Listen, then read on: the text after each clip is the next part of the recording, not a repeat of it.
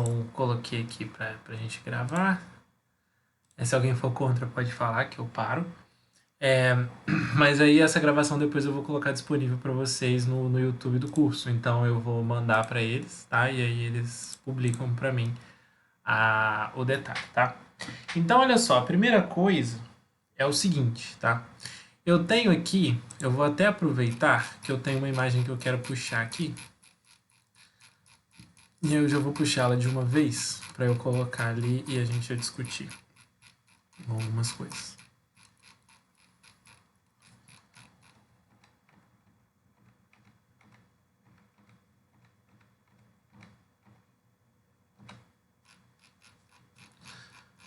Cadê a imagem que eu quero? Cadê? Achei.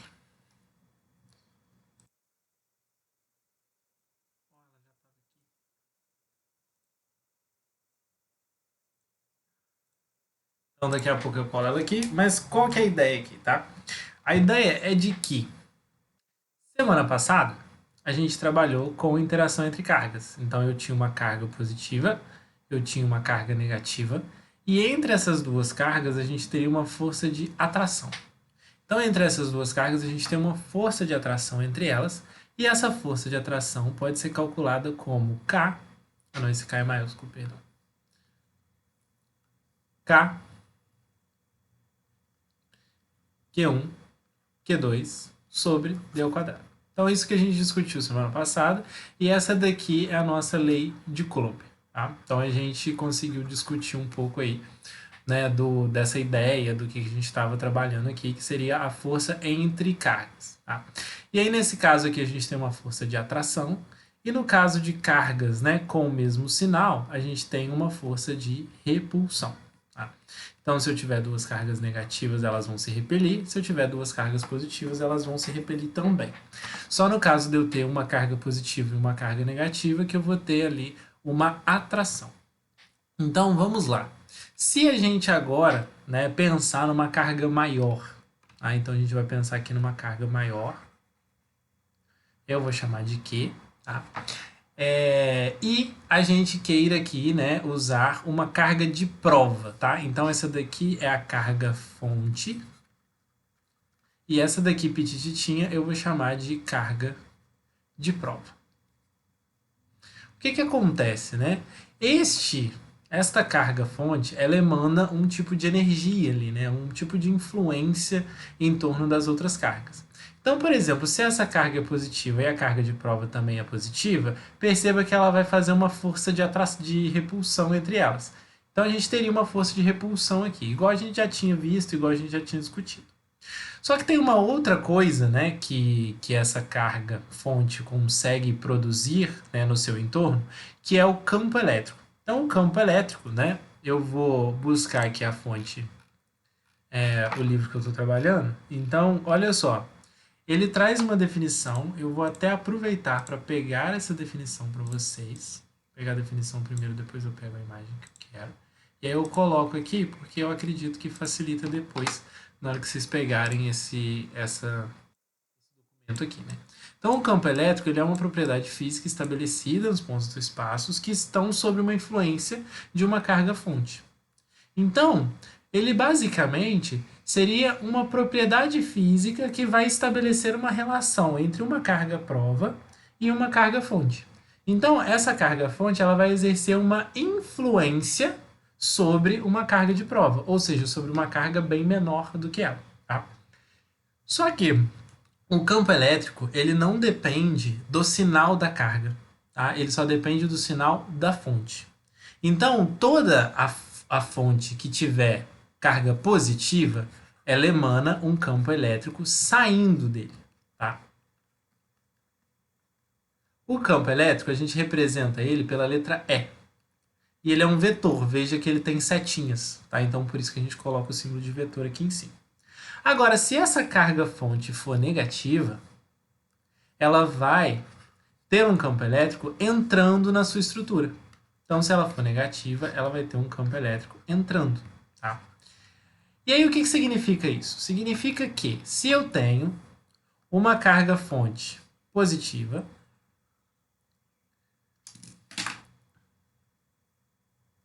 Agora eu vou aproveitar a imagem. Se eu tenho uma carga fonte positiva, então significa que o campo elétrico sempre estará saindo. Então, se eu analisar em cima de uma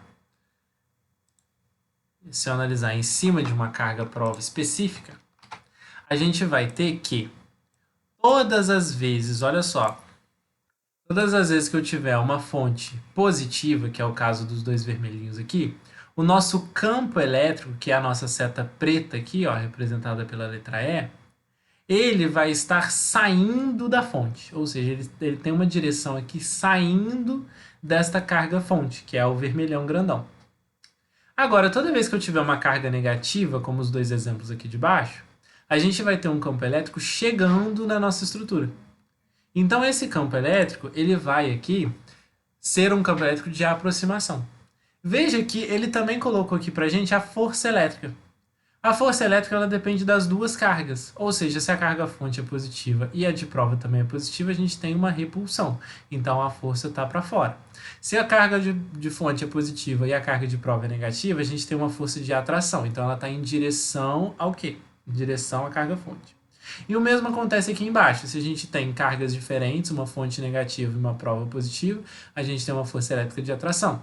E se a gente tem uma fonte negativa e uma carga negativa, a gente tem uma força elétrica de repulsão. Então, a força elétrica a gente já tinha discutido, né, que é positivo com positivo repele, negativo com negativo repele e positivo com negativo atrai, a gente já tinha trabalhado, a gente já tinha discutido.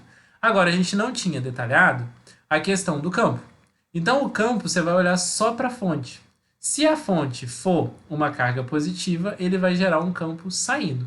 Se a fonte for uma carga negativa, ele vai gerar um campo entrando. Então a gente vai ter essa situação, a gente vai ter esse cenário aqui dentro da nossa discussão. Tá? Então, o campo elétrico ele vai ser essa ação e a gente tem como calcular ele. Tá? Então, o campo elétrico pode ser calculado como força sobre carga. Tá? E aí, a gente vai ter uma situação, né, em que ele pode ser calculado como força que está atuando, né, sobre ali a nossa carga. Então, é essa mesma força elétrica que a gente vem trabalhando ao longo do tempo, dividido pelo valor da carga. Só que tem um outro porém. Então, eu posso isolar isso aqui, jogar o Q para o outro lado e dizer que a força elétrica, né, ela vai ser igual força elétrica, o EL é só um detalhezinho, é só uma nomenclatura, tá? Então, a força elétrica aqui ela vai ser igual a E vezes a carga. Beleza? Só que eu não falei, né, na semana retrasada e revisei hoje no inicinho que força elétrica também é igual a K, Q1, Q2 sobre D ao quadrado. A gente já tinha discutido sobre isso, né? A gente já tinha falado sobre essa questão. Então, K, Q1, Q2 sobre D ao quadrado, tá? Então, o que acontece aqui? A gente pode igualar as duas coisas, não pode? A gente pode dizer que força elétrica, né, ela é uma relação com campo e carga, e a gente também pode dizer que a força elétrica é uma relação entre as duas cargas. Só que aí o que acontece? Aqui a gente tem uma carga fonte que chama Q maiúsculo e uma carga de prova que chama Qzinho. Então, ao invés de eu ter Q1 e Q2, eu vou ter Qzão, que é a carga de prova, a carga de fonte, e Qzinho, que é a carga de prova. E aí eu vou igualar as duas equações. Então, vamos lá. Igualando as duas equações. Aí, igualando as duas equações, a gente teria o cenário do seguinte. Qzinho sobre D ao quadrado é igual a E vezes Q. E vezes Q. Então, a gente chega na seguinte conclusão. Eu posso cortar o Q aqui, então eu posso dizer que o nosso E é KQ sobre D ao quadrado. Veja que essa equação aqui, ela só usa a carga fonte. Então, ela só vai usar a carga fonte se a gente quiser usar essa equação. Então, essa daqui é uma equação importante, né, dessa parte. E essa daqui também é uma equação importante dessa parte, tá? Ou essa primeira ou essa segunda, né, elas são a mesma coisa, só que em modelos diferentes. Mas, então, você pode usar as duas, né, em algumas questões, em alguns cenários aí que a gente tem para analisar, tá? Então, o campo elétrico, ele é basicamente isso. Bom, aí eu posso, né, a gente pode pensar aí um pouquinho mais, né? E aí eu queria trazer algumas ideias um pouquinho diferentes aqui, que são coisas que o Enem gosta de discutir, que são coisas mais teóricas, né? Então eu vou fazer essa discussão aqui com vocês, né, por alto de alguns pontos que eu acho interessante e a gente vai tentando abordar, tá? Bom, a primeira coisa é que é um conceito que eu tecnicamente daria um pouquinho mais para frente, mas eu vou aproveitar e vou falar de uma vez, tá? Que é o conceito de gaiola de Faraday. Se eu já tiver falado disso, vocês me avisam, mas eu acho que eu não falei disso no dia 7, não. O que é o conceito de gaiola de Faraday? Tá? A gaiola de Faraday, ela era uma gaiola que ele ficava dentro de uma gaiola, e aí nessa gaiola ele colocava uma tensão muito alta. Aí quando ele colocava uma tensão muito alta, ele não levava choque. Só que qual que é o fenômeno físico que a gente consegue explicar isso, tá? A gente precisa primeiro navegar em outras estradas, né, em outras coisas aqui. A gente vai pensar então no conceito de potencial. Quando a gente fala de um potencial elétrico, a gente está falando de um nível de tensão. Então, se a gente está falando de um nível de tensão, a gente tem um nível de tensão ali a ser trabalhado, né, dentro da nossa estratégia. Então, vamos lá. Eu tenho um nível de tensão, e aí eu falo assim, olha, o nível de tensão dessa bateria é 12 volts. Mas essa bateria, ela oferece já uma diferença de potencial. Então ela oferece dois terminais, tá? E nesses dois terminais a gente coloca uma carga. Então ela não oferece um potencial isolado, ela oferece dois potenciais em conjunto, um potencial positivo e um potencial negativo, tá? Então, a gente aqui, entre esses terminais, a gente vai ter uma diferença de potencial, tá? Que a gente chama de DDP. Então a DDP, ela vai ser uma diferença de potencial. E a gente vai usar ela para alguns quesitos aqui. Aí eu, falei aqui do nosso potencial, né? Então o nosso potencial ele vai ser um nível de tensão específico. Existem formas de calcular ele. Tem uma equação do potencial aqui, Kq sobre D. Tá? Vou só pegar ela aqui, porque eu acho que tem duas, e aí eu já ponho as duas de uma vez. Mas o potencial elétrico ele vai ser Kq sobre D. Então, ele vai ser o valor de K que a gente já vem trabalhando, o valor da carga-fonte dividido pelo D. Então, a diferença aqui, basicamente, quando a gente fala de um potencial, que alguns autores vão chamar de U e alguns autores vão chamar de V, a gente pode usar Kq sobre D. Veja que a única mudança aqui para o potencial elétrico é que no potencial elétrico era D ao quadrado, D ao quadrado, e no campo elétrico, perdão, era D ao quadrado, e no potencial elétrico é só D. Tá? Então a gente consegue calcular um potencial elétrico, que seria um nível de tensão ali, tá? Isso é medido em volts. Então seria um nível de tensão ali que a gente teria num determinado estado. Tá? Também é uma influência da matéria, né, da fonte em cima de algo que ela esteja atuando. Então eu posso dizer que a gente teria vários níveis de tensão, e quando eu quero fazer um fluxo de corrente elétrica, a gente teria ali uma diferença de potencial. Bom, só que eu ainda não falei do fluxo ordenado de elétrons, né? Eu ainda não comentei disso. Então a gente vai se ater à ideia do potencial. Então, se uma coisa está naquele potencial, ela está num potencial específico. Tá? Então, ela está num potencial específico e ela vai conseguir trabalhar naquele potencial. Então, vamos lá.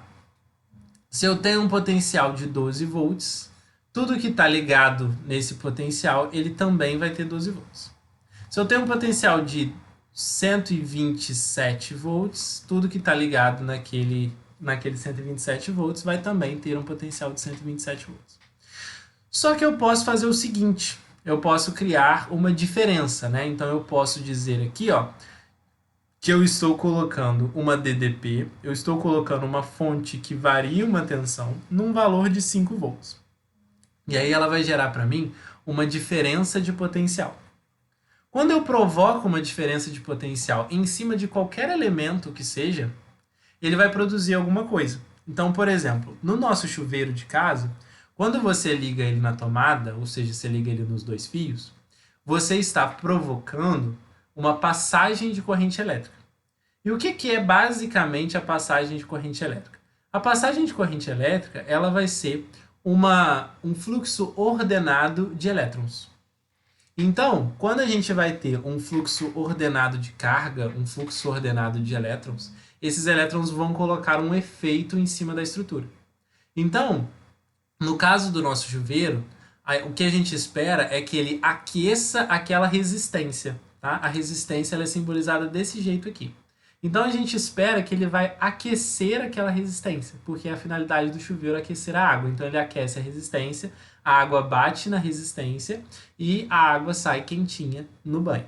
Então a ideia é que a gente está aquecendo uma resistência através de uma passagem contínua de corrente, que seria basicamente um fluxo ordenado de cargas. Um jeito talvez mais simples de vocês entenderem é que quando eu coloco uma fonte de 5 volts, é como se eu estivesse criando uma escadinha de organização para os nossos elétrons. Então eles vão caminhar aqui ao longo dessa escadinha, tá? E aí eles vão caminhar ordenadamente, eles vão fluir ordenadamente. E aí eles vão descer o potencial e vão subir ordenadamente de novo. Então a gente vai ter aí um fluxo contínuo de elétrons ao longo do circuito. Então esse fluxo contínuo de carga vai ser aí a nossa corrente elétrica. Então ela vai rodando aí ao longo do nosso circuito. Então essa corrente elétrica ela vai rodando e nessa passagem ela vai gerando calor. Com esse movimento de elétrons ela vai gerando calor. Então nessa geração de calor a gente tem o aquecimento da nossa água. Tá? E aí eu coloquei um exemplo de 5 volts, né, mas saibam que os chuveiros são ligados em 127 ou 220 em corrente alternada. Isso aqui era só uma bateriazinha de 5 volts, né, ou seja, corrente contínua, para fazer uma alimentação ali. Bom, então a gente teria um fluxo ordenado aqui de elétrons dentro da nossa estrutura. Bom, uma vez que a gente entendeu isso, né, é importante eu mostrar para vocês como é que a gente diferencia o que seria uma fonte contínua de uma fonte alternada. Quando a gente trabalha com fonte contínua, significa que o tempo todo ela está oferecendo um nível de tensão. Mas esse nível de tensão ele pode ser fixo, como 5 volts, que era o caso da nossa bateria, ou ele pode oscilar. Ele pode oscilar. O que ele não pode fazer numa corrente contínua? Ele não pode mudar de polaridade. Então, o que quer dizer isso? Para cima do eixo X aqui, ó, nessa região, é uma região que a gente vai falar que a tensão aqui, né, vai ser positiva, porque aqui é ao longo do tempo, tá? E na parte de baixo aqui, ela seria uma tensão negativa. A ideia é que quando eu tenho uma fonte contínua, a corrente está circulando sempre no mesmo sentido. Então, ela vai sempre circular nesse mesmo sentido. E circulando nesse mesmo sentido, a gente vai ter ali uma corrente contínua, mesmo que ela mude o valor, mesmo que hora ela seja 10 ampere, hora ela seja 1 ampere, hora ela seja 5 ampere. Então, mesmo que ela mude os valores, a gente vai ter aí ela circulando sempre no mesmo sentido. Tá? Agora, a diferença é que quando a gente tem, por exemplo, a nossa ideia da tomada, ela é uma corrente alternada. Por quê? Ora ela está no polo, ora ela está com medidas positivas, ora ela está com medidas negativas. E o que significa isso na prática? Na prática, isso significa que em um dado momento ela está produzindo corrente nesse sentido. Em outro dado momento ela está produzindo corrente no sentido contrário. Então, por isso que a gente fala alternada, porque ele altera o sentido do fluxo da corrente, tá? Por isso que a gente vai chamar ela de alternada e a outra de contínua. Então, essa é a ideia um pouquinho que diferencia ali o que seria uma corrente alternada, o que seria uma corrente contínua. Tá? Então, vamos lá. Para eu ter corrente, eu preciso ter uma diferença de potencial. Então, para termos corrente, precisamos ter uma diferença de potencial, ok? Então, quando eu tenho o chuveiro aquecendo, eu tenho uma diferença de potencial aplicada nele. E aí, por isso que ele aquece. Então, se você põe o dedo na tomada, né, e você está, por exemplo, descalço no chão, ou com um sapato ou um chinelo que não está dando conta de nada, você põe a mão na tomada, você leva um choque. Por que você leva um choque? Porque a tomada ela está num nível de tensão, mesmo alternado ou contínuo, mas o seu pé está num nível de tensão fixo de 0 volts ali. Então, quando existe ali uma diferença de potencial entre esses dois elementos, né, ou seja, há uma diferença de potencial ali entre esses dois elementos, a gente vai provocar uma passagem de corrente ao longo do corpo dessa pessoa. Então, por isso que quando a gente coloca a mão na tomada, a gente pode levar choque ali, né, com essa tomada, se ela estiver ligada e tudo mais. Então, a gente precisa tomar cuidado, claro, né?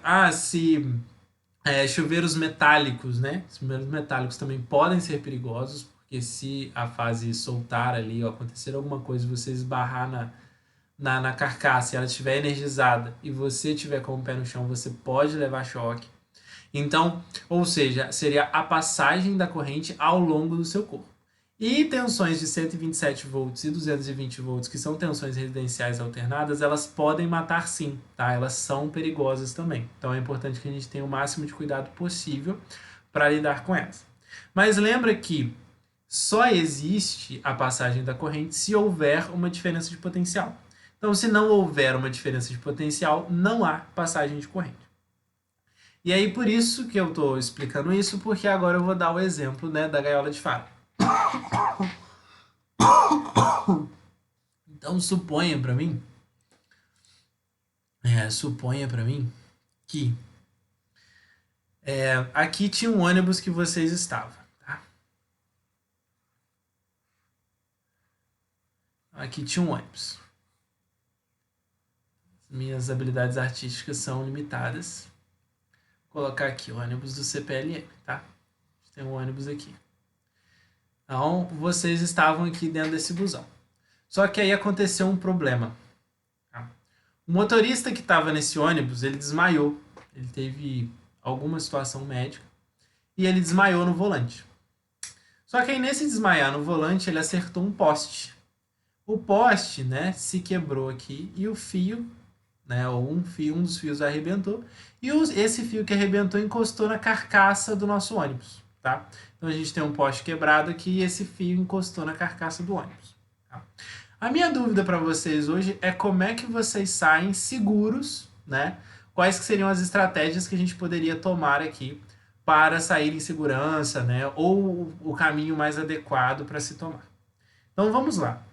Suponha que esse cabo que caiu ali, ele tem uma tensão alta da rede. Tá? Então a gente poderia dizer ali que ele tem 13,8 kV, se for uma tensão média. Ou a gente pode dizer também que, sei lá, pode ser um fio residencial, não sei, que caiu, e a gente estaria ali com 127 volts, tá?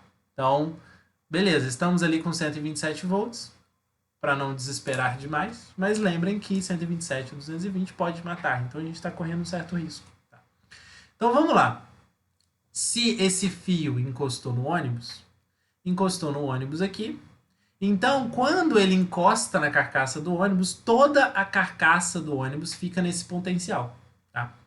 Então a carcaça do ônibus fica nesse potencial. Porém, a gente tem uma situação aqui que o ônibus possui rodas. E essas rodas são de material isolante, tipo as nossas botas, né, de trabalho, tipo essas coisas que isolam a passagem de corrente elétrica, ou seja, eles bloqueiam, eles vão ter dificuldade ali em deixar passar corrente elétrica. Então, a roda do ônibus, ela pode estar funcionando como um isolante, tá? Então, ou seja, a terra, aqui o chão do lado de fora do ônibus, está com um nível de tensão de 0 volts, né, que é o ground, ou seja, a terra ela sempre está com nível de tensão de 0 volts. E no ônibus a gente tem um nível de tensão de 127 volts. E aí vocês estão dentro do ônibus preocupados com toda a situação. Qual que é a situação mais adequada? O que a gente faz primeiro? Tá? A gente vai fazer primeiro acionar o bombeiro. Então a gente aciona o bombeiro. Aciona os bombeiros. Tá? Então, essa é a estrutura adequada. Você vai chamar os bombeiros vão ligar para a CEMIG, e aí eles ligando para a CEMIG vai interromper a energia naquele setor para deixar vocês em segurança. E aí vocês vão ficar com potencial zerado, vão sair do ônibus com tranquilidade, com paz, e tá tudo certo, problema resolvido. Né? Então, a primeira estratégia é acionar os bombeiros e esperar o socorro adequado, né? Para que eles desliguem ali a CEMIG, para que os bombeiros venham resgatar vocês e tudo mais. Só que aí, por exemplo, e se o ônibus começar a pegar fogo no meio desse caminho aí? Tá? Né? Nessa batida ali, a gente tem combustível, a gente tem uma série de situações. Então o ônibus começa a pegar fogo, e isso aí é um risco de explosão, né? Um risco iminente para vocês que estão lá dentro. Então esse ônibus começou a pegar fogo aqui. Ou seja, a gente não tem tempo hábil para esperar os bombeiros. Nem tempo hábil, muitas vezes, para esperar a CEMIG interromper a alimentação. Que pode ser que eles demorem um pouquinho ali para se organizar nesse interrompimento. Porque eles vão ter que fazer um acionamento de chaves. E às vezes essas chaves são automatizadas e eles desligam da central, às vezes não. Então é uma coisa que não pode não ser tão rapidinho assim. Então eu vou dar a estratégia para vocês, tá? Vocês peçam para abrir a porta. É possível fazer da janela também, mas é mais difícil. Vocês vejam se vocês conseguem abrir a porta, né, do ônibus.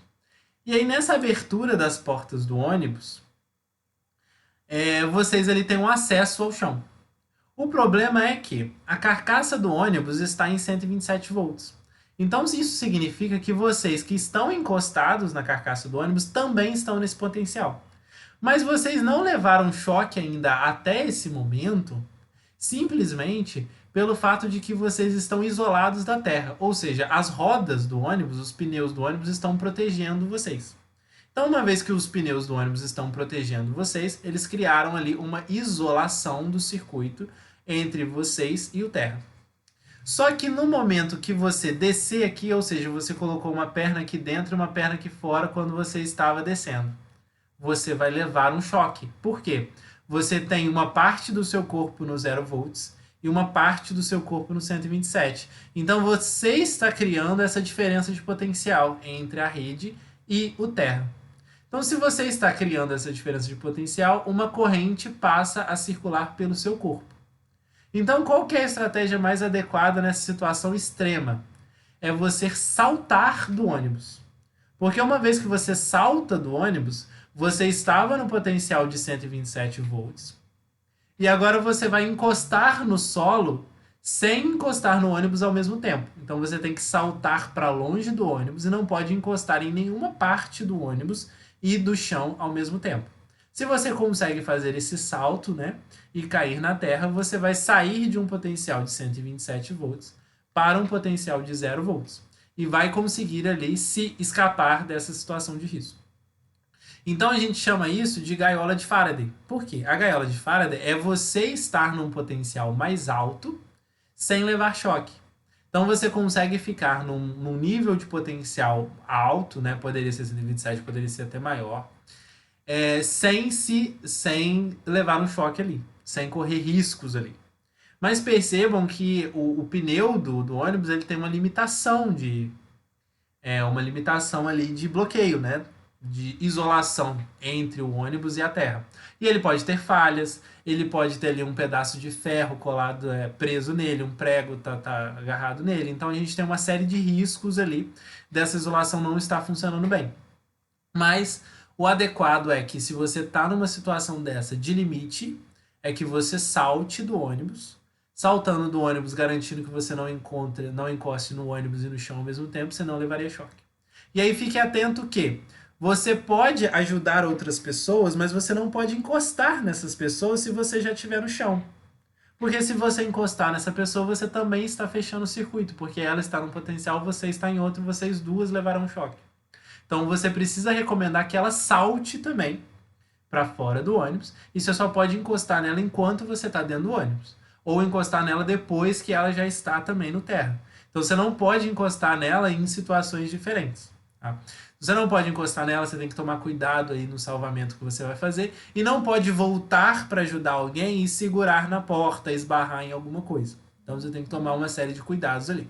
Isso é se a gente tiver um cabo desencapado, né, uma situação ali que pode ser de risco, que pode não ser. Então a gente não tem muita clareza da situação. Se isso acontecer, você tem ali o como escapar. Diga, Gabriel. Professor, isso eu vou dizer, tipo assim, no caso, você falou, no caso de pular, se eu colocar direto no meu corpo assim, eu tô lá do lado já piso assim no chão, pode acontecer de eu tomar um choque? Se você tá no ônibus e aí você pisa no chão. É, já desço direto, sem dar aquele salto, que nem você falou.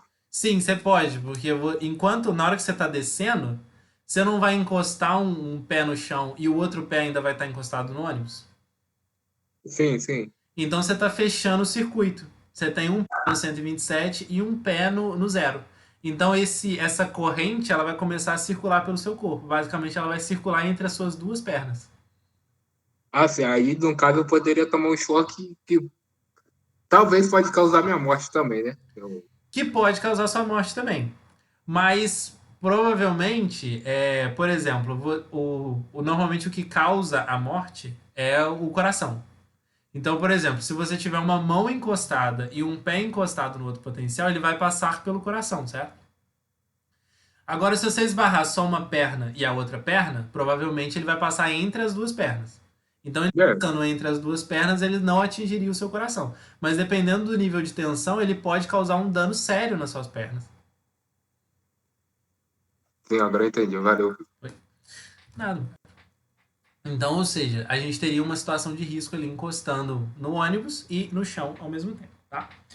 É, então agora vocês sabem escapar de uma situação como essa. Muito doida de acontecer, mas pode, né? Nunca se sabe. Agora eu vou dar outra ideia para vocês, tá? Que é o que eles chamam na ementa de poder das pontas. Eu não sei se vocês já viram ou repararam, tá? Mas aí eu posso até buscar aqui na internet, que é o para-raio. O para-raio, ele é uma estrutura que você coloca na parte mais alta da sua casa. Só que ele é todo pontudo, tá? Ele é todo, normalmente ele é fininho, né? Na ponta ali. Por que isso acontece, tá? Em geral, quando a gente tem um elemento, quando a gente tem uma carga, quando a gente tem um material, a tendência é de que as cargas vão procurar as pontas daquela estrutura. Então, quando eu tenho uma estrutura mais pontuda, espera-se que a carga vai ser acumulada com mais força, né? Nessa estrutura mais pontuda, ou seja, nessa parte mais pontuda do para-raio. Então, olha só, a gente tem aqui imagens de para-raio que, olha só, vejam que ele é pontudo. Tá? Ele é pontudo por quê? Porque as pontas elas têm a habilidade de transferir, né, essa maior quantidade de carga. E o para-raio ele é justamente para puxar o raio para ele. Então, quanto mais pontudinho ele for, melhor. Então, ele tem que ser metálico para conduzir corrente elétrica com facilidade. Ele tem que ser pontudo e ele tem que estar no ponto mais alto da casa, porque aí ele vai conseguir puxar ali o raio para ele, estando que o raio caiu naquela área. Então, vamos dizer o seguinte: a ponta ela tem um poder tal que você coloca o para-raio, por exemplo, no meio da casa, né, lá na parte de cima. E aí a gente tem cálculos para a altura que ele tem que ficar, né? E aí a gente vai escolher a altura que ele vai ficar acima da casa. Então ele vai ficar um pino ali acima da casa. E aí essa altura é suficiente para qualquer raio que cair na área da sua casa, ele ser atraído por essa ponta. E essa ponta puxar esse raio que está ali. O raio ele vai ser basicamente uma energia muito grande. É uma energia que a gente não consegue ainda utilizar. Tá? Só que o para-raio ele não fica sozinho lá em cima.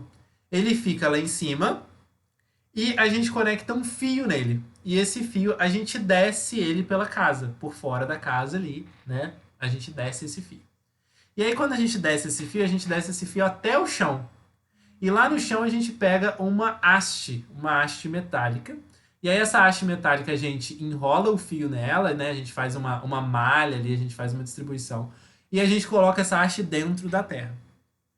E aí esse raio que está vindo do céu, ele vai descer pelo para-raio e ir para a terra. Então a gente vai dar um espaço de escoamento para esse raio. Então, por que que o terra, né, a nossa estrutura de terra, ela é um espaço de escoamento dessa energia? Bom, poder das pontas a gente já discutiu. Então, a gente coloca o para-raio pontudo para que ele consiga atrair o raio com mais facilidade, tá? E isso acontece em outras estruturas, a ponta ali acumula mais carga. A gente tem ali que o raio vai ser atraído por essa ponta na região que ele tiver, e esse raio vai ser escoado para a Terra. Agora, o que eu não expliquei ainda é por que a Terra consegue receber essa energia sem reclamar, né? Consegue ali trabalhar com essa energia sem reclamar. Pensem no tamanho da Terra, como é que a Terra é grande comparada com a gente, comparada com qualquer estrutura que a gente tem aqui.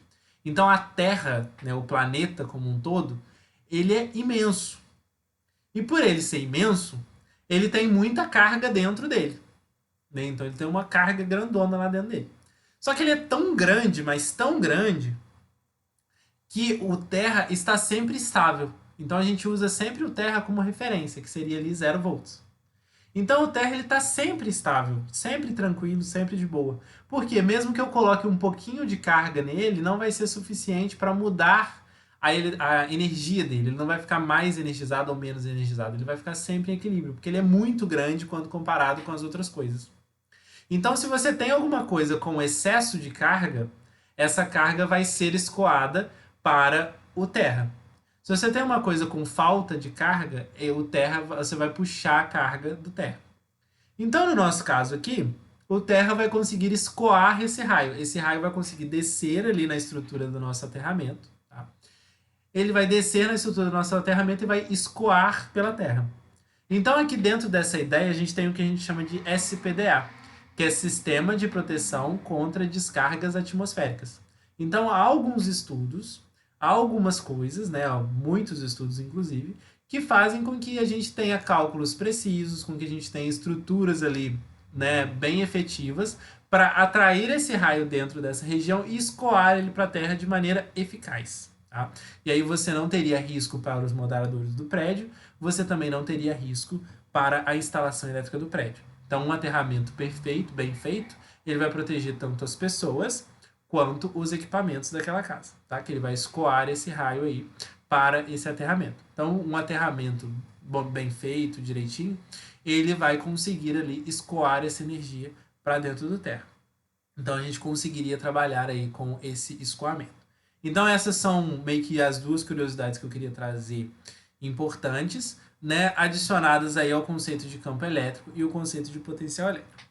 Agora, eu queria trazer uma outra coisa interessante, que são já entrando um pouquinho na eletrodinâmica. Então, essa primeira parte aqui, a gente estava finalizando a eletrostática. Então, a eletrostática foram 2 encontros. E aí eu queria trabalhar um pouquinho com vocês com a eletrodinâmica. A eletrodinâmica eu meio que já falei algumas coisas dela, porque o conceito de corrente é o primeiro conceito que a gente aborda aqui na eletrodinâmica, tá? Então a gente aborda o potencial, aí a gente aborda a diferença de potencial, então a gente já definiu quem é o potencial, a gente já definiu quem que é a diferença de potencial, ou seja, DP, tá? E a gente também já definiu aí que a corrente é um fluxo ordenado de elétrons ali, né? E aí a gente pode calcular essa corrente, né, com base nessa carga que está sendo percorrida ali, que está andando ali adequadamente. Então a corrente ela vai ser a variação de carga ao longo do tempo, tá? Então a corrente ela vai ser medida em amperes. Então a corrente aqui ela vai ser medida em ampere, tá? A carga ela vai ser medida em coulomb e o tempo é medido em segundos, tá? Então aqui segundos. Aqui Coulomb e aqui Ampere. Tá? Então a nossa corrente ela pode ser calculada como uma variação de carga pelo tempo. E aí eu expliquei para vocês que a gente teria aí, né, estruturas que a gente poderia trabalhar, como por exemplo, a gente tem uma fonte CC e a gente teria aqui resistores, tá? Ou seja, pode ser representado um chuveiro, uma lâmpada, tá? Uma resistência física, né? Então, por exemplo, eu vou mostrar aqui uma imagem para vocês de um resistor normal, um resistor de eletrônica, por exemplo, tá? Então, esse daqui é um resistorzinho, tá? Ele é bem pequenininho, tá? Ele pode parecer grande aqui na foto, mas ele é bem pequenininho, sabe? Ah lá, aqui você consegue ver o tamanho dele na mão, né? Na mão de uma pessoa, tá vendo? Ele é bem pequenininho mesmo. Então, o resistor ele é um elemento pequenininho que a gente consegue usar em aplicações eletrônicas. Mas o que a gente tem no chuveiro também é uma resistência. Então, também não deixa de ser uma forma de resistor, só que uma forma diferente, um pouco maior ali para uma aplicação diferente. Então, a gente teria ali aplicações e a gente tendo aqui uma fonte de tensão V e uma resistência que a gente pode chamar de R, né? A gente vai produzir aqui uma corrente elétrica circulando ao longo desse circuito. Então, uma vez que a gente tem corrente elétrica circulando ao longo desse circuito, a gente teria ali uma ideia de que a gente está podendo produzir, né, energia, uma corrente elétrica ali ao longo desse circuito, e essa corrente elétrica vai começar a circular. Então, essa corrente elétrica circula aqui ao longo desse circuito. Só que aí a gente pode ter dois cenários, tá? A gente pode ter agora resistores desse jeito ou resistores assim. Tá?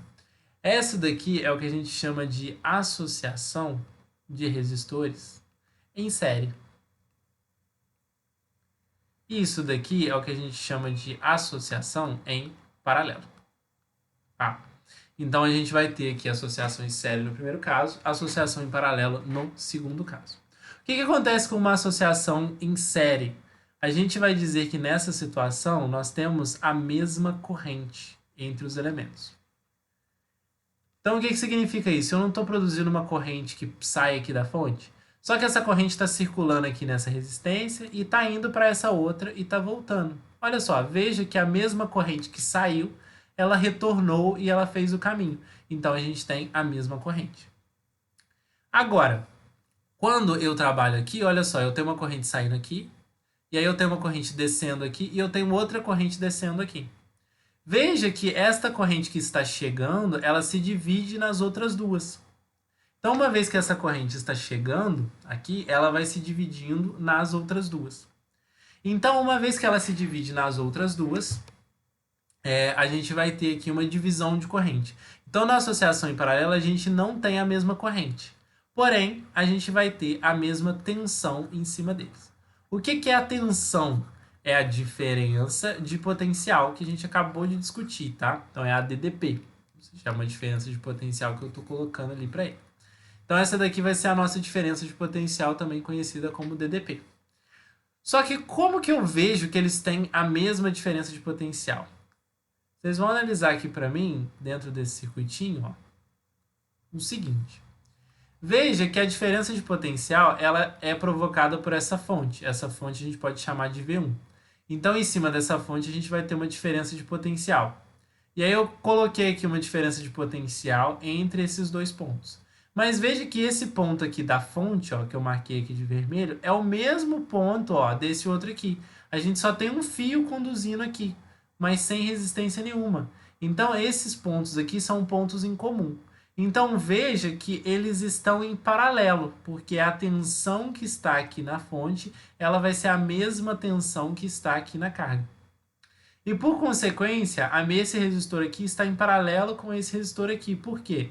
Os dois têm os mesmos terminais. O terminal de cima é o mesmo, o terminal de baixo também é o mesmo. Então, ele também vai ter a mesma tensão que a gente pode chamar de V1. Então, enquanto aqui eu tenho a mesma corrente, que eu posso chamar de I1, aqui eu tenho a mesma tensão que eu posso chamar de V1. Então, vamos fazer uma análise um pouquinho melhor aqui na nossa associação em série. Então, vou pegar aqui a minha associação em série. Tá? E aí eu tenho a minha associação em série. E aí eu vou explicar para vocês uma outra coisa que vem junto, né? E, gente, eu esqueci de um detalhe importante. Eu, às vezes, pulo algumas coisas aqui, né? Mas tá tudo bem. Então, eu teria a mesma corrente na associação em série e a mesma tensão na associação em paralelo, beleza? Só que faltou um conceito de eu dar aqui para vocês, que é o conceito de Ohm. Então, a gente vai ter aqui a lei de Ohm. Então, eu vou ter a primeira lei de Ohm e a segunda lei de Ohm, tá? Aí, na primeira lei de Ohm, a gente estabelece uma relação entre tensão, resistência e corrente. Então, o Ohm ele foi um cara que pensou bastante ali como é que fazia essas análises, fez uma diversidade de experimentos e ele descobriu que a gente tem uma relação entre tensão, resistência e corrente dessa forma. V igual a R vezes I. Então vamos lá. A tensão, que é medida em volts, a resistência, que é medida em ohms. Então, o símbolo de ohms é esse aqui, é um ômega, né? Uma letra grega ômega. Mas quando a gente fala de unidade de resistência, a gente está falando ohms, tá? E a gente tem o corrente, que é medida em ampere. Então, vamos lá. Se eu tenho, chegando na sua casa, 220 volts no seu chuveiro, e você no seu chuveiro, você tem uma resistência, né, de 20 ohms, por exemplo, qual que seria a corrente que a gente tem dentro desse, passando por esse chuveiro quando ele está ligado? A gente vai ter I é igual a 220 dividido por 20, porque o 20 está multiplicando o I, ele vai passar dividindo o 220. Então vai ficar 220 sobre 20. Eu vou cortar aqui o zero e vou fazer 22 por 2, que dá 11 amperes. Tá? Então a gente vai ter uma corrente aí de 11 amperes. Bom, a gente tendo uma corrente de 11 amperes, a gente tem ali a corrente que está circulando ao longo do nosso chuveiro para fazer ele aquecer. Tá? Então a gente teria ali uma corrente nesse valor para aquecer o chuveiro. Se a gente estiver trabalhando aí também, quero descobrir uma resistência, sem precisar de ter a tensão ou ter a corrente para descobrir essa resistência. A gente também tem saída para isso, tá? A gente tem a segunda lei de Ohm. Segunda, eu afinei aqui sem querer. Segunda lei de Ohm.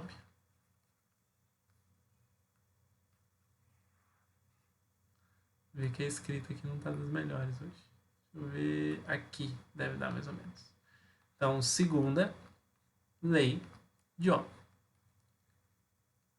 Aí a segunda lei de Ohm, a gente pode calcular ela dessa forma aqui. Resistência é igual a ρL sobre A. Tá? Então a gente tem aqui uma resistência que é ρL sobre A. E aí você vai falar para mim assim, olha só, eu fui lá na loja de material elétrico e eu pedi 5 metros de cabo. Então eu quero calcular a resistência desse cabo que eu pedi. Tá? E aí a gente foi na loja e pediu assim, 5 metros de cabo 2,5. Tá? E aí a gente vai descobrir o que significa isso e qual que seria a resistência desse cabo aqui. Bom, a primeira coisa é o seguinte. Esse Rho aqui é uma letra grega que parece um P minúsculo, mas ele tem um gingado ali, sabe? Ele é meio balançadinho, é um Rho. E a gente vai chamar ele de resistividade. A resistividade, ela é uma característica do elemento. Então, por exemplo, se o fio é de cobre, ele vai ter uma resistividade específica. Se o fio é de alumínio, ele vai ter outra resistividade específica. Se o fio é de ouro, ele vai ter outra resistividade, tá? E a unidade dele, ele não tem uma unidade específica, tá? Ele é só uma combinação das outras unidades que a gente vai trabalhar aqui. Então vocês vão ver ali que as outras unidades vão aparecer e que vai fazer sentido isso aí. Mas normalmente ele é dado assim, ohms, milímetros quadrados, dividido por metro. E aí aqui a gente tem o que a gente chama o L, é o comprimento. E o comprimento é dado em metros. Tá? Então, quando eu falo 5 metros de cabo 2,5, eu estou falando que é 5 metros de comprimento de cabo. Tá? E o cabo que a gente compra na loja de elétrico é um cabo de cobre. Então eu usaria a resistividade do cobre. Tá? E esse daqui de baixo é a área da seção transversal. Tá? Então era a área medida em milímetros quadrados. Então quando a gente fala um cabo de 2,5, quer dizer que a área da seção transversal dele é 2,5 milímetros quadrados. Tá? Ah, não entendi o que era a área transversal dele. Então vamos lá. Deixa eu ver se eu consigo mostrar para vocês. Acho que mostrando pela câmera fica melhor. Então, olha só, imagina que você está olhando o cabo e aí você está olhando o cabo de frente aqui, ó. Ou seja, ele está entrando na tela ou saindo da tela, né? Então ele está entrando na tela aqui. E aí a seção, a área, é essa área aqui, ó. É essa área minha da caneta. Então essa área da ponta aqui, que seria essa área transversal. Então, quando eu olho no fio, eu pego ele assim, eu estico ele, eu olho para ele, a espessura ali, a área que está preenchida de fio, e essa área aqui, né? Ou seja, eu fiz um corte aqui, essa área aqui dentro desse corte vai ser a nossa área da seção desse fio. Então, ele é 2,5 milímetros quadrados, quando a gente pede lá, que é o fio, a espessura mínima para a gente trabalhar com tomadas normais dentro de uma casa, tá? O chuveiro normalmente é 6 milímetros quadrados.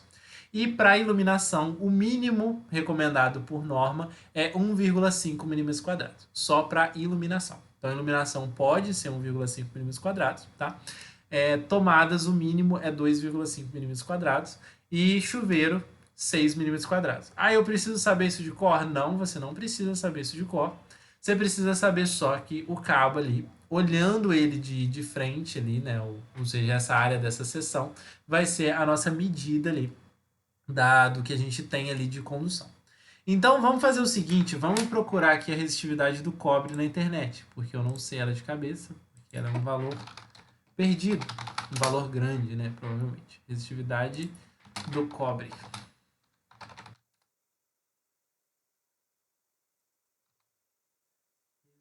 Resistividade do cobre, acho que tem nessa tabelinha aqui, ó.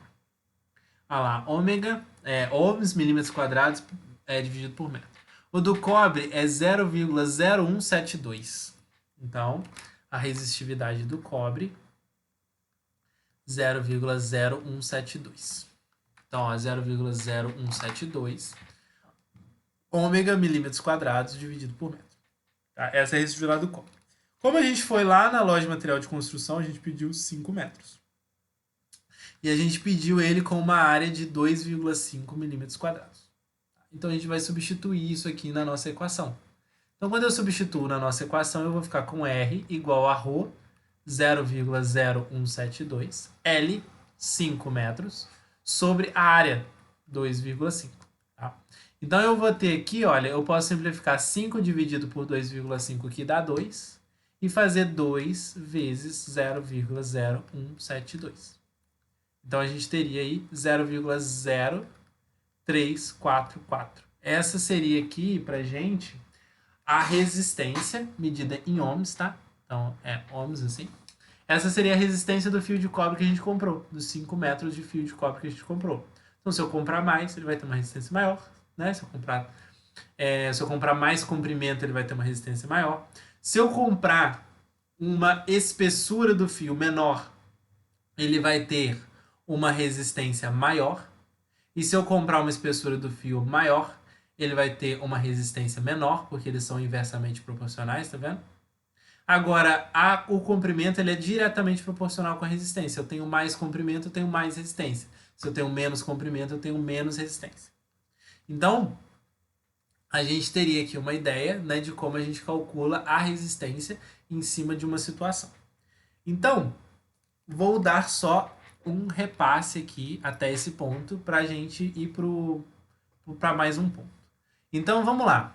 No início eu discuti com vocês que lei de Coulomb é a força de atração ou repulsão entre cargas e ela pode ser calculada por K, Q2 sobre D ao quadrado. Tá? Campo elétrico é uma influência, né, de uma carga fonte para uma carga de prova. E ele pode ser calculado como Kq sobre D, onde o Q aqui é a carga fonte. Tá? Ou ele também pode ser calculado como F sobre Q. Também pode ser calculado dessa forma. Okay? Bom, a gente depois trabalhou com potencial elétrico. Potencial elétrico, a gente trabalhou ali que o potencial elétrico pode ser Kq sobre D. Perdão, aqui no campo elétrico é D ao quadrado, tá? Falha minha.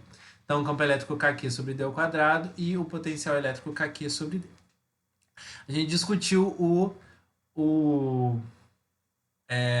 potencial. E aí a gente discutiu também o poder das pontas. O poder das pontas é acumular cargas. Então, ele consegue acumular cargas aí no poder das pontas, tá? Então, foi a ideia do nosso raio ali, tá? A gente também discutiu a gaiola de Faraday, que foi a situação de estar preso dentro do ônibus. A Então isso também foi discutido aqui, que era a situação de estar preso dentro do ônibus. E aí a gente entrou em eletrodinâmica. A eletrodinâmica, a gente montou um circuito, a gente coloca aqui uma diferença de potencial. Tem hora que eu vou colocar V, tem hora que eu vou colocar U, tá? Que eu não consigo me conter. Tem áreas que a gente usa V, tem áreas que a gente usa U. Mas qualquer um dos dois serve. E a gente tem uma resistência. E aí esse circuito fechadinho provoca uma corrente. Aí vamos lembrar aqui que a corrente é a variação de carga pelo tempo, tá?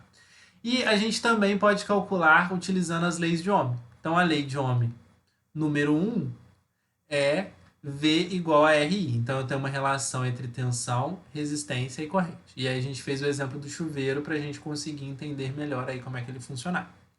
E a gente tem a segunda lei de Ohm. A segunda lei de Ohm, ela fala que a nossa resistência ela pode ser calculada pelo ρ, que é a resistividade daquele material, vezes o L, que é o comprimento do que a gente tem, dividido pela área do que a gente tem, tá? Aí tem um jeito, né, como se você precisa decorar essas fórmulas, tá? Essa primeira, ela é mais usual e normalmente mais necessária da prova do Enem. A segunda lei de Ohm, que é essa do ρL sobre a gente não tem ela tão usual assim, né? Eu não vejo ela tão forte. Então eu diria que a primeira aqui ela é mais importante pra gente, tá? Então se você for dar uma prioridade, dá uma prioridade para essa primeira. Formas de decorar. Tem umas formas de decorar aqui que não são muito ortodoxas, então já vou explicar, eu vou pedir desculpa antes de falar, né? Porque a primeira é tranquila, V igual a RI, então você pode falar quem vê ri, às vezes facilita aí com a parte de decorar, tá? E a resistência é ρL sobre A. Só que o ρ a gente fala ρ, né, que é uma letra grega, e aí você pode, né, o meio não tão ortodoxo, decorar como rola, tá? Então é ρL sobre A. Rola, que seria não muito adequado, mas funciona para a gente gravar aí um pouquinho mais fácil o que seria o valor da resistência, tá? Então a gente passeou aqui por essas equações, a gente passeou por essas ideias, e a gente conseguiu ali mapear algumas coisas, né, desses parâmetros aqui. Agora eu queria dar um outro conceito, que é o conceito de potência. Só que o conceito de potência ele vem vinculado ao conceito de energia elétrica. Então, vou falar aqui energia elétrica. A energia elétrica ela vai ser simbolizada pela letra E também, tá? Então é igual ao do campo, né? Infelizmente, a gente não tem uma letra diferente. Então o L vai ser simbolizado aí pela letra E. Então ao mesmo tempo que antes as energias também eram simbolizadas por E, que era a energia potencial gravitacional, a energia potencial elástica, a energia cinética, a energia mecânica, né? Então a energia elétrica também não vai ser diferente, ela vai ser simbolizada pelo E. Se você quiser melhorar, você pode colocar um elétrica embaixo, mas não precisa. Normalmente a gente trabalha só com o E mesmo. Tá? Então a energia já é um conceito que vocês vivenciaram, né? Então um corpo ele pode transformar energia em outra coisa, ele pode fazer processos ali para uma energia virar outra coisa, para ela se deslocar para cá. Então a energia, né? Quando a gente fala de, por exemplo, energia potencial é aquela que está vinculada à altura. A fórmula dela é mgh.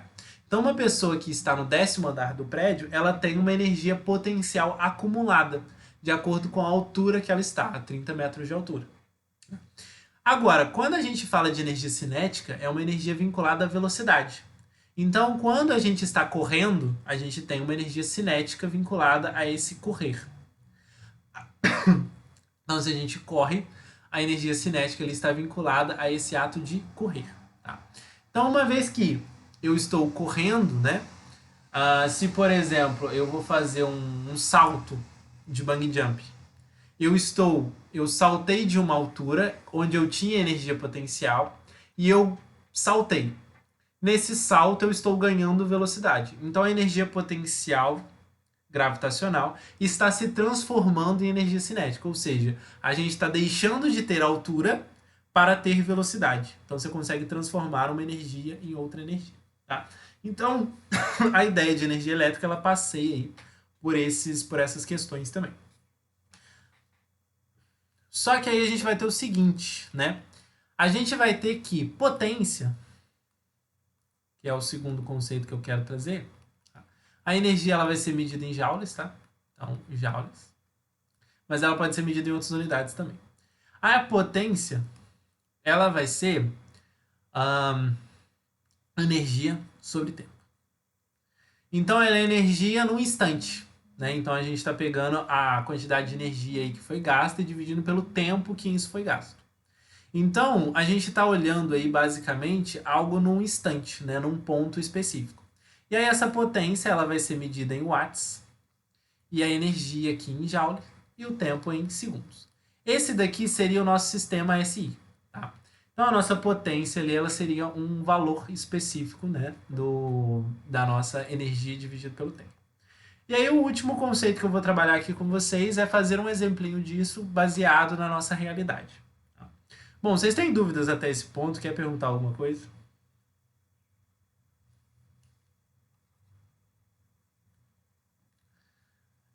Então, vamos lá. O chuveiro, né? Chuveiro aí, vocês têm em casa. É um chuveirinho. Os chuveiros convencionais, eles têm uma potência escrita neles em torno de 5.000 watts. Então, 4.500, 5.000 watts, 5.500, 6.000 watts. Os chuveiros mais robustos são aqueles maiores, assim, que consomem um pouquinho mais. Eles estão ali na casa de 6.500, 7.000 watts. Tá? Então você vai ver isso aí dentro do seu chuveiro, né? E aí eu vou trabalhar com um convencional aqui que seria 5.000 watts. Então a potência do chuveiro era 5.000 watts. E o meu objetivo aqui é dizer para vocês quanto que custa um banho, tá? Quanto custa um banho. Então vamos lá, eu tenho uma potência de 5.000 watts. E vamos supor então que a pessoa demora no banho dela 20 minutos, tá? Que é um tempo altinho aí. Tem gente que demora mais, tem gente que demora menos. Mas vamos supor aí 20 minutos de banho, tá? 20 minutos de banho. E aí a CEMIG, ela vai lá e te cobra, né, por esse consumo. Só que ela fala assim, olha, na minha conta você vai pagar R$ 1 por quilowatt-hora que você consumir. Tá? Quilowatt-hora é uma unidade de energia. Tá? Mas como é que ela é uma unidade de energia? Eu vou explicar agora para vocês como é que ela é uma unidade de energia, né? Que ela não é no SI. Eu não sei exatamente quanto que tá a taxa da CEMIG, tá? Mas aqui na Light, né? Eu tô morando em Volta Redonda. Aqui na Light, eu sou de Juiz de Fora, mas moro aqui. Agora. Então, na Light aqui, eles estão cobrando R$ 1,03 por cada quilowatt-hora. Então eu não sei como é que tá a CEMIG atualmente. Então vamos supor que eles estão cobrando aí R$ 1 por quilowatt, beleza? Então vamos lá. Eu sei que energia é potência. Então olha só. Potência é energia sobre tempo, perdão. Então vou retomar aqui a equação que a gente já tinha. Potência é energia sobre tempo. Beleza? Então eu posso dizer que energia é potência vezes tempo, certo? Então eu posso dizer isso aqui, eu posso transformar nisso aqui. Então eu posso dizer que energia é potência vezes tempo. E aí eu posso dizer o seguinte: eu quero uma energia em quilowatt-hora. Então isso vai fazer com que? Isso vai fazer com que a minha potência esteja em quilowatt e a meu tempo esteja em hora. E aí assim eu vou obter a minha energia, que vai estar em quilowatt-hora. Então vamos lá, primeira etapa, converter a potência para quilowatt. Então a potência ela é 5.000 watts e eu quero converter ela para quilowatt. Então eu diria que ela é 5 quilowatts. Por que o K não é 1.000? Então o que eu estou fazendo? Eu estou falando que ele é 5 vezes 10 ao cubo, olha só, 5 vezes 1.000 watts. E esse 1.000 aqui, que é o 10 ao cubo, eu estou transformando em K. Então ele é 5 quilowatts. Então, um chuveiro de 5.000 watts é um chuveiro de 5 quilowatts. Um chuveiro de 6.500 watts é um chuveiro de 6,5 quilowatts. Então, ele é um chuveiro de 5 quilowatts. A gente já conseguiu converter ali para o que a gente precisa. Só que a gente precisa converter também o tempo. Porque eu falei para vocês que o tempo que a pessoa demora no banho é 20 minutos. Só que o consumo é quilowatt-hora. Então eu preciso converter esses 20 minutos em horas. Então eu vou dizer aqui, ó, que 20 minutos seriam quantas horas? Então aqui eu tenho minuto, aqui eu tenho hora. Só que eu sei que 60 minutos é uma hora. Então eu não posso fazer essa regra de 3 aqui e descobrir o meu x. Então eu vou multiplicar cruzado, olha, x vezes 60 é igual a 1 vezes 20. Então o x é igual a 1 vezes 20, que dá 20, dividido por 60, porque eu estou passando 60 dividindo. Corta, corta, 2 sobre 6. Simplifica, divide por 2, 1 e 3. 2 por 2 dá 1, 6 por 2 dá 3. Então a gente teria aqui 1/3 de hora, que faz sentido, né? 20 minutos é exatamente 1/3 de hora. Então vamos lá. Agora eu vou colocar essa informação lá na minha equação. Então, energia é igual a potência vezes o tempo. Então a nossa potência ela é 5 kW e o nosso tempo é 1/3 de hora. Então aqui, ó, 5 vezes 1, né? Aqui 5 é a mesma coisa que 5 sobre 1. Então 5 vezes 1 dá 5, 1 vezes 3 dá 3. Então dá 5/3. Ou seja, 1,67. Acho que é isso ou eu fiz errado? 5 dividido por 1,67. Então a gente tem 1,67 kWh. Só que se 1 kWh custa R$ 1, então 1,67 kWh custa X. E na hora que eu fizer o X aqui cruzado, ele vai me dar que X custa R$ 1,67. Então um banho nessa situação aí sairia a 1,70. Então um banho aí, nesse cenário com chuveiro simples, né, com chuveiro de baixa potência, com relação ao que tem no mercado hoje, ele custaria ali mais ou menos 1,70. Só que se você toma 2 banhos por dia, então por dia você gastaria 1,70 vezes 2, ou seja, por dia R$ 3,40. Se você tem 30 dias no mês e todo dia você toma 2 banhos desse, então você gasta na sua conta R$ 102 para tomar 2 banhos de 20 minutos por dia. Então, o chuveiro, ele é sim responsável por boa parte do consumo da casa, que ele é uma das maiores cargas que a gente tem na casa. Então, ele pesa sim o consumo de energia elétrica ali dentro daquela casa. Então, uma vez que você tem um chuveiro nessas condições, você poderia aí ter uma boa parcela da sua conta responsável pelo chuveiro. Então, o chuveiro custa um bocado de dinheiro aí. Pessoal, o conteúdo de hoje, a discussão de hoje é essa. Dúvidas que vocês têm aí que vocês queiram me perguntar?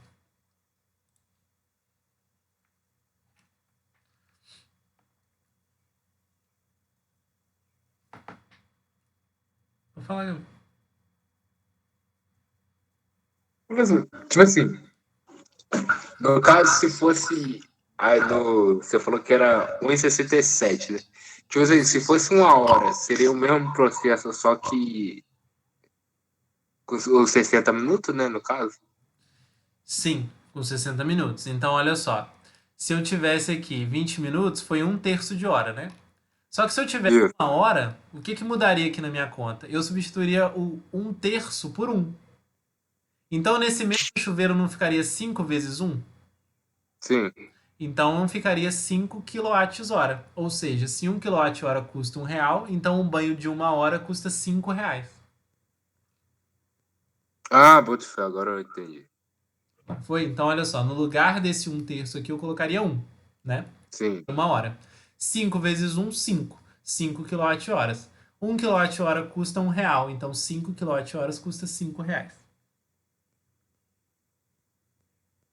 Alguém aí Entendi. no chuveiro, né?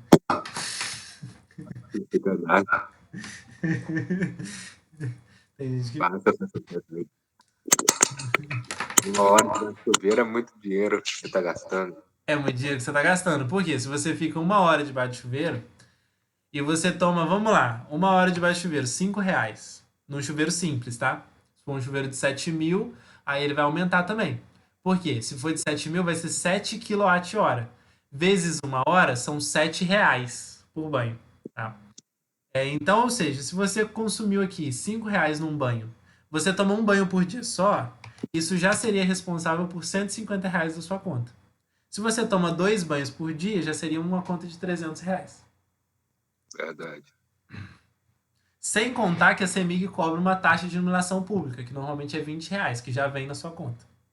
Uhum. Você tem outros componentes na sua casa, airfryer, micro-ondas, tudo isso também consome. TV também consome. TV consome pouco, né? Mas consome. Então, essas outras coisas também gerariam um peso ali na sua conta.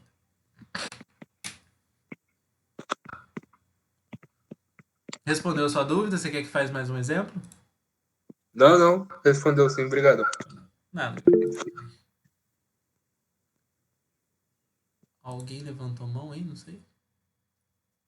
Fez um barulhinho. Não, então podemos encerrar, pessoal.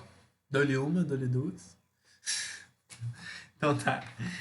Então, beleza. Queria agradecer demais aí a companhia e a paciência de vocês hoje, tá? Desejo uma ótima semana para todos, uma ótima noite e a gente se vê semana que vem. Até semana que vem. Valeu. Até. Até.